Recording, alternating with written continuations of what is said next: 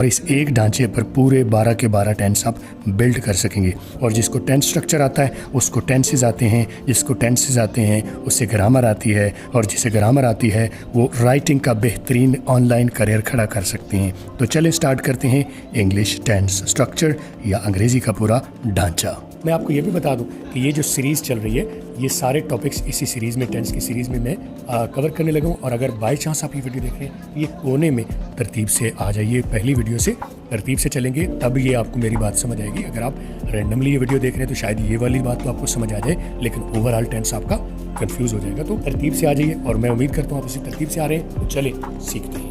अच्छा जी, मैं बता रहा हूँ कि टेंस इज़ वर्ब, मतलब tense is verb, verb is tense. तो मैं अगर आपको ये कह दूँ आपका काम आसान करने के लिए, टेंस ही वर्ब है, वर्ब भी टेंस है, एक ही चीज़ के दो नाम है। लेकिन आप कहेंगे सर वर्ब तो सिर्फ 3 होते हैं, प्रेजेंट, पास्ट और पास्ट पार्टिसिपल 3 फॉर्में होती हैं, लेकिन 12 टेंस तो 12 होते हैं। तो फिर कैसे हो गया कि वर्ब ही टेंस है और टेंस ही वर्ब है? तो मैं बता देता हूँ कि टेंस जो है वो मेन वर्ब ही है, और उसके बाकी जो हिस्से उसमें जो हेल्पिंग वर्ब लगा के, इज़मार लगा के, आईएनजी लगा के, हैज़ हैव लगा के इनकी वेरिएशंस बनाते हैं। वो यानी वर्ब वो 3 ही इस्तेमाल होते हैं और उसके साथ first form, second form, variations, इज़मार, ठीक है, हेल्पिंग वर्ब्स, इस सब को लगा के हम 12 टेंस बना लेते हैं। तो डोंट वरी, मेरे साथ चलते जाइए इत्मीनान के साथ, मैं आपको सारी चीज़ें सिखा रहा हूँ। Verb is tense, tense is verb. इस सारे सबक की PDF किताब का लिंक मैंने नीचे डिस्क्रिप्शन में डाल दिया, वहाँ से जाके फुल PDF डाउनलोड कर लें। आगे मैं ये बता रहा हूँ कि टोटल अंग्रेज़ी में फंक्शन के हिसाब से, किरदार के हिसाब से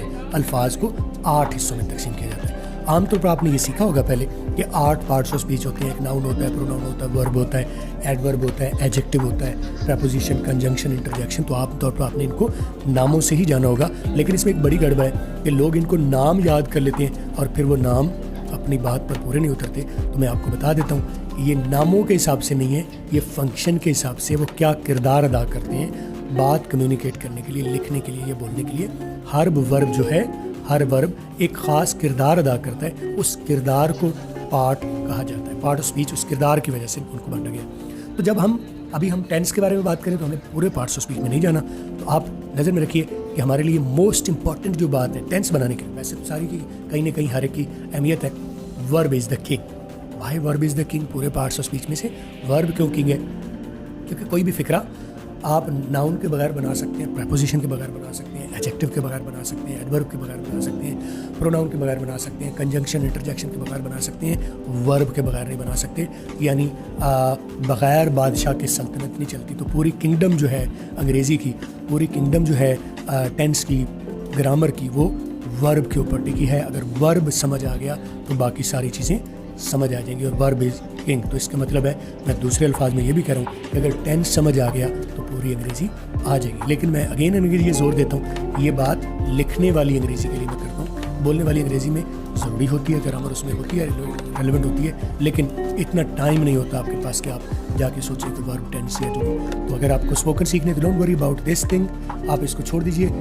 मेरी वेबसाइट पर चले जाइए, ऊपर कोने में भी आपको लिंक आ रहा होगा और नीचे डिस्क्रिप्शन में भी आ रहा होगा। आप स्पोकन का डायरेक्ट जाके कोर्स ले सकते हैं। फिलहाल ये मैं बात कर रहा हूँ लिखने के लिए। तो लिखने के लिए verb is the king, verb पर ही सारी बात खड़ी हुई।